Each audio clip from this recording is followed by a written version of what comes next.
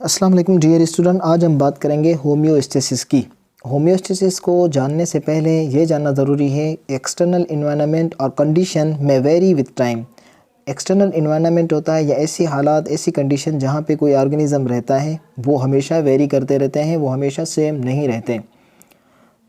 तो मिसाल के तौर पर टेम्परेचर है, टेम्परेचर जो है माहौल का वो हर वक्त सेम नहीं रहता, उसके अंदर वेरिएशंस आती रहती है। कभी जो है वो टेम्परेचर हाई होता है, कभी टेम्परेचर लो होता है, कभी टेम्परेचर जो है वो नॉर्मल रहता है।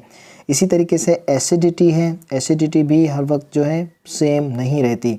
साल्ट को ले लें, साल्ट की कंसंट्रेशन जो है वो भी हर वक्त सेम नहीं रहती और वेरी होती रहती है। इसी तरीके से वाटर की जो लेवल है, वाटर की जो नीड है वो भी हर वक्त हर मौसम के अंदर सेम नहीं रहती, हर माहौल के अंदर सेम नहीं रहती, वो भी वेरी करती रहती है। इट मीन्स एक्सटर्नल इन्वायरमेंट जो है वो हर वक्त वेरी होता रहता है according to the situations. It means each organism carries certain activities for continue process of life.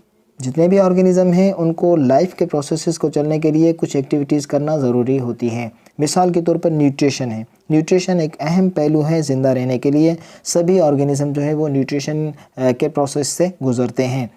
इसी तरह रेस्पिरेशन अदर इम्पॉर्टेंट प्रोसेस है ज़िंदा रहने के लिए। रेस्पिरेशन बहुत ज़रूरी है, इसके बिना हम ज़िंदा नहीं रह सकते। अब इन प्रोसेसेस की वजह से क्या होता है, अनवांटेड और वेस्ट मटेरियल जो है हमारे जिस्म के अंदर बनता है।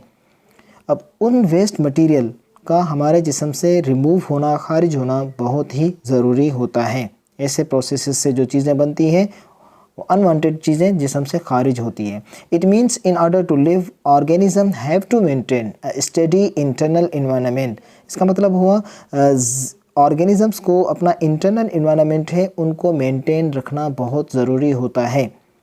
अब हम आते हैं होम्योस्टेसिस के ऊपर। What is homeostasis? ये एक ग्रीक वर्ड है, इसकी मीनिंग है to stay the same, same रहना, हर वक्त सेम रहना, चाहे कोई भी बाहर की कंडीशन हो लेकिन सेम रहना। A set of regulatory mechanisms which will help in maintaining internal environment within a suitable limits। ऐसे किस्म के केमिकल रिएक्शंस जो कि हेल्प करें हमारे इंटरनल इन्वायरमेंट को कांस्टेंट रखने के लिए।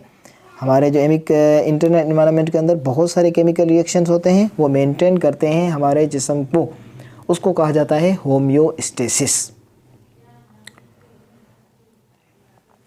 Environment means the condition in which an organism live। माहौल किसे कहते हैं? इन्वायरमेंट यहाँ पे जो लफ्ज़ वर्ड इस्तेमाल हो रहा है इसकी मतलब है कि वो जगह जहाँ पे कोई ऑर्गेनिज़म रहता हो।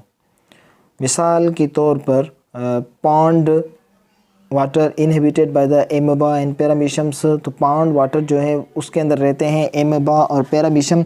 तो पॉन्ड वाटर क्या है? ये इनका माहौल हो गया, इन्वायरमेंट हो गया पैरामीशियम एंड एमेबा का। जो ऑर्गेनिज़म जहाँ पे रहता है, जिस सिचुएशंस पे रहता है, वो उनका इन्वायरमेंट होता है और उस हिसाब से वो उन सिचुएशंस को फेस करता है। मिसाल के तौर पे tissue fluids and sap are the environment of plants. Plants का जो इन्वायरमेंट है, टिश्यू फ्लूइड्स और सेप होता है, ये प्लांट्स का इन्वायरमेंट होता है। हर ऑर्गेनिज़म का environment according his body different हो सकता है। So important aspect of internal environment that must be constant. वो अहम पहलू जो इंटरनल इन्वायरमेंट को कांस्टेंट रखने के लिए बहुत ज़्यादा ज़रूरी है। हमारे जिस्म के इंटरनल इन्वायरमेंट को कांस्टेंट रखने के लिए कुछ प्रोसेसेस होते हैं जो कि बहुत ज़रूरी होते हैं हमारे जिस्म को नॉर्मल रखने के लिए। उन इंटरनल एस्पेक्ट को हम यहाँ पे थोड़ा डिस्कस करेंगे। नंबर पहला जो है उसको कहा जाता है ऑस्मो रेगुलेशन। ये एक अहम इंटरनल इन्वायरमेंट को मेंटेन रखने के लिए एक प्रोसेस है। इसके अंदर क्या होता है? Regulation of osmotic pressure. Osmotic pressure जो है वो रेगुलेट होता है ऑस्मो रेगुलेशन के प्रोसेस के नतीजे में। अब ऑस्मोटिक प्रेशर क्या होता है? Maintains solute and water concentration inside the cell. Cell के अंदर सॉल्यूट और वाटर की जो कंसंट्रेशन है उनको नॉर्मल रखना, उनको मेंटेन करना, ये काम होता है। इसको कहते हैं ऑस्मोटिक प्रेशर। और ये किसके ज़रिए होता है? ये होता है ऑस्मो रेगुलेशंस के बहुत सारे केमिकल प्रोसेसेस के नतीजे में, जिसको हम तफसील में आगे पढ़ेंगे। अब दूसरी चीज़ है, उसको कहते हैं एक्सक्रिएशन। एक्सक्रिएशन भी एक अहम पहलू है होम्योस्टेसिस को इंटरनल इन्वायरमेंट को मेंटेन रखने के लिए। क्या है ये? रिमूवल ऑफ एक्सेस सब्सटेंस और अनवांटेड और टॉक्सिक फ्रॉम द बॉडी। जिस्म के अंदर जो टॉक्सिक और गैर ज़रूरी अशिया जो पैदा होती है जिस्म के अंदर वेरियस केमिकल रिएक्शन से, उनका जिस्म से बाहर निकलना ज़रूरी होता है। इसके अंदर भी बहुत सारे केमिकल रिएक्शंस होते हैं और बहुत सारे ऑर्गन्स हिस्सा लेते हैं। मिसाल के तौर पर किडनी है, इनका भी काम होता है एक्सक्रिएशन में। इनको हम आगे चलकर तफसील से पढ़ेंगे। अब तीसरी जो चीज़ है इंटरनल इन्वायरमेंट को मेंटेन रखने के लिए, वो बहुत इंपॉर्टेंट है, उसको कहते हैं थर्मो रेगुलेशन। थर्मो रेगुलेशन के अंदर भी बहुत सारे केमिकल रिएक्शन होते हैं। किस लिए होते हैं? Regulation of temperature up to a tolerable limit. हमारे जिस्म का जो दर्जे हरारत है उसको एक बर्दाश्त की हद तक मेंटेन रखना। हमारे जिस्म के अंदर बहुत सारे केमिकल रिएक्शंस होते हैं, लेकिन उनको एक मखसूस टेम्परेचर दरकार होता है। अगर वो टेम्परेचर बढ़ गया तो भी केमिकल रिएक्शन को ख़तरा हो जाएगा, अगर वो कम हो गया तो भी केमिकल रिएक्शन सही नहीं हो पाएगा। इसके अंदर बहुत सारे ऑर्गन्स इन्वॉल्व होते हैं। मिसाल के तौर पर स्किन है, सर्कुलेटरी सिस्टम है, मस्कुलर सिस्टम है, ये सारे सिस्टम होते हैं। अब हमारे जिस्म के अंदर एक मैकेनिज़्म होता है जिसको कहते हैं फीडबैक मैकेनिज़्म। फीडबैक मैकेनिज़्म क्या है? There are various physiological processes in our body for the homeostasis.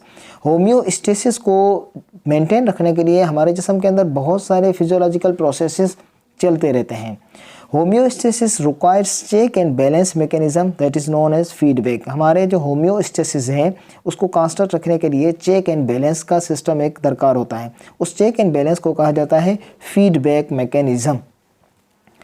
Feedback mechanism के अंदर जो चीज़ें इन्वॉल्व होती हैं उसमें सबसे पहली जो चीज़ है वो है रिसेप्टर। रिसेप्टर्स फीडबैक का एक हिस्सा है। रिसेप्टर क्या करते हैं? रिसेप्टर्स कहते हैं detect any change in our body and reports to the control centre. हमारे जिस्म के अंदर जो तब्दीली आती है, कोई भी तब्दीली आती है, उसको ये डिटेक्ट करते हैं और रिपोर्ट भेजते हैं कंट्रोल सेंटर यानी कि ब्रेन को। ब्रेन को ये रिपोर्ट करते हैं कोई भी तब्दीली के हवाले से। मिसाल तौर पे हमने कहीं पे हाथ लगाया है, वो चीज़ बहुत गर्म है, तो ये रिसेप्टर रिपोर्ट्स करेंगे ब्रेन को कि ये चीज़ गर्म है। अब दूसरी चीज़ है इफेक्टर। इफेक्टर क्या है? Sent instruction to the related organ for the response. Effector जो है वो उसको ब्रेन जो है वो इंफॉर्मेशन देगा रिलेटेड ऑर्गन की रिस्पांस के लिए। मिसाल के तौर पर कोई गर्म चीज़ है तो इफेक्टर क्या करवाएगा? वहाँ से हमको हाथ हटवा देगा। ये इंस्ट्रक्शन थी जो ब्रेन ने इफेक्टर को दी। ये दो पहलू हैं जो कि फीडबैक सिस्टम के अंदर चलते हैं। अब फीडबैक सिस्टम के जो है दो टाइप्स होते हैं। पहले टाइप को कहते हैं नेगेटिव फीडबैक और दूसरे को कहते हैं पॉजिटिव फीडबैक। ये दो पहलू होते हैं फीडबैक सिस्टम को चलाने के लिए। अब इन पे हम कल तफसील से डिस्कस करेंगे और इस टॉपिक को हम आगे कंटिन्यू करेंगे और तफसील पे जाएंगे, सीखेंगे। अगर हमारी ये वीडियो आपको पसंद आई हो तो प्लीज़ सब्सक्राइब चैनल करें और बेल के आइकन को ज़रूर क्लिक करें ताकि आपको नोटिफिकेशन पहुंच सके। शुक्रिया, मेहरबानी।